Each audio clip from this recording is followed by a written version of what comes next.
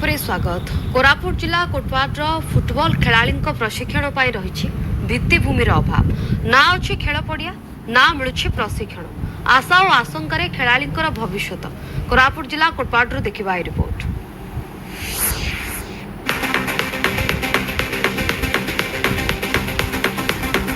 कोरापुट जिला कोटपाडर फुटबॉल खेलाड़ी को मिलुनी प्रोत्साहन खेल पड़िया नथिबा बेले मिलुनी प्रशिक्षण आशा आशंकार फुटबॉल खेलाड़ी भविष्य।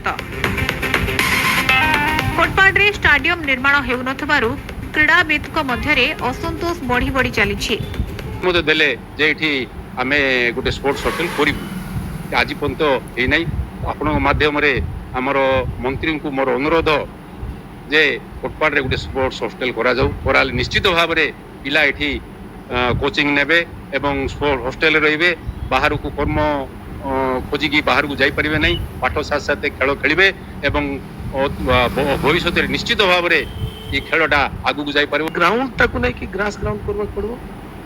तो सेकंड हो गया ये इक्विपमेंट फैसिलिटीज सेटा गुटे दरकार।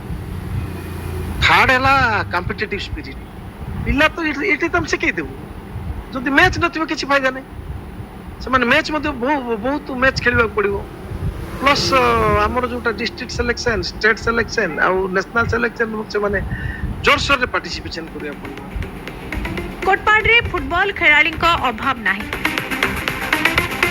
सिंथेटिक ग्राउंड और स्पोर्ट्स हॉस्टल निर्माण पाई सरकार को निकटरे बहु बार दाबी सत्वे फल सुन सेबडे कोटपाड विधायक कहिसंती स्टाडियम निर्माण पाई जागा चिन्हट होई सारिछि खूब शीघ्र काम आरंभ हेबो।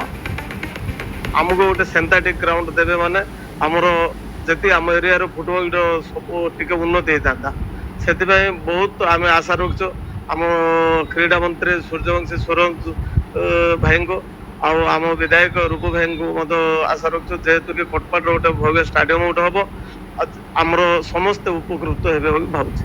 स्टाडियम तैयार करबा पानी ऑलरेडी जगह चिन्हट हो जाइए मान्यवर खेल मंत्री सूर्यवंशी सूरज जी तांकर मार्गदर्शन रे एबे 14 ରୁ 15 कोटी टंकार तार भित्तिभूमि स्थापन करने सारा ओडिशा माने 314 ब्लॉक रे प्रत्येक ब्लॉक रे से स्टाडियम ता तैयार हबो सेति मध्यरु एई वर्ष किटा देइछंती ओए तो आसंता वर्ष भितरे मध्य हम कोटपाड रो स्टाडियम था तार भित्तिभूमि आरंभ हेबो बोली मु आशा करछि।